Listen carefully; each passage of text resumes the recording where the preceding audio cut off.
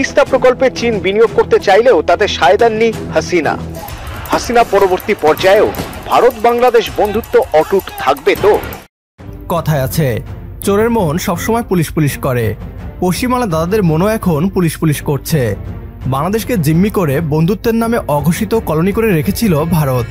ইংরেজদের মতো বাংলাদেশিদের শাসন এবং শোষণ করে ফায়দা লুটে এসেছে এতদিন।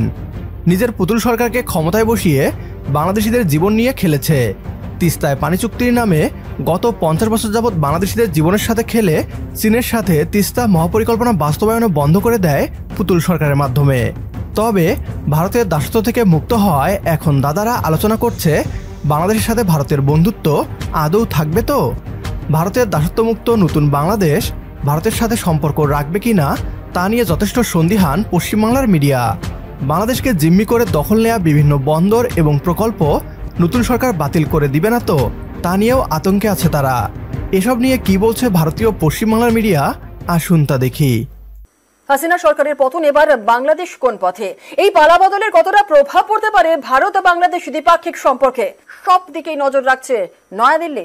শুরুটা ছিল নির্বিষ, ভারতের টি-20 জয়ের বিরোধিতা, কখনো ভারতের পণ্য বয়কটের ডাক।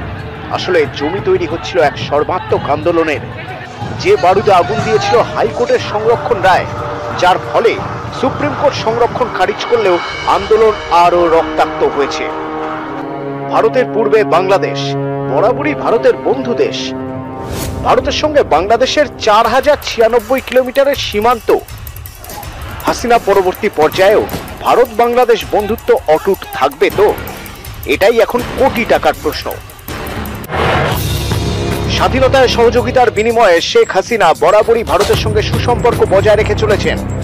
পাকিস্তান, নেপাল, ভুটান, বাংলাদেশ, শ্রীলঙ্কা থেকে মলদ্বীপ, ভারতের সবকটি প্রতিবেশী দেশেই দাদাগিরি করতে চাইছে বেজিং। কোথাও বিনিয়োগ করে, কোথাও ঋণের টোপ, বিনিময়ে বাণিজ্য প্রভাব খাটাতে চাইছে। গত কয়েক বছরে বাংলাদেশে বিপুল বিনিয়োগ করেছে চীন। পরিকাঠামোর উন্নয়নে চীনা ব্যাংক থেকে বিপুল ঋণ নিয়েছে বাংলাদেশ, কিন্তু এর জন্য ভারত বাংলাদেশ বন্ধুত্বের সম্পর্কে প্রভাব পড়তে দেখা যায়নি।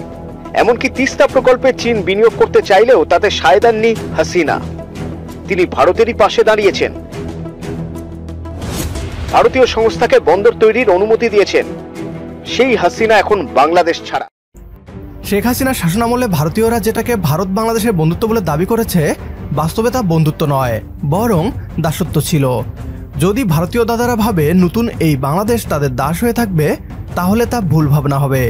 এই বাংলাদেশ তরুণ ছাত্রদের বাংলাদেশ, আর বাংলাদেশের তরুণ প্রজন্ম ঝুঁকতে শেখেনি।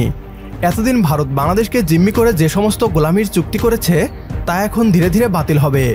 শুরু হোক তিস্তা মহাপরিকল্পনার কাজ দিয়েই, যা ভারত তাদের পুতুল সরকারকে ব্যবহার করে চীনের হাত থেকে ছিনিয়ে নিয়েছিল। এরপর বাংলাদেশের সার্বভৌমত্বকে লঙ্ঘন করে ভারতীয় ট্রেন চালানোর চুক্তিও বাতিল করতে হবে। বাতিল করতে হবে ভারতকে মালিকানা দেয়া মোংলা বন্দরের, ভাঙতে হবে ফারাক্কা বাঁধও, নয়তো বাংলাদেশও পদ্মায় বাঁধ নির্মাণ করবে। সীমান্তে চড়া দেয়াল বানাতে হবে। ভারত যদি বাংলাদেশকে সমমর্যাদার মাধ্যমে কূটনৈতিক সম্পর্ক বজায় রাখতে না পারে, তাহলে দরকার নেই ভারত বাংলাদেশের বন্ধুত্বের।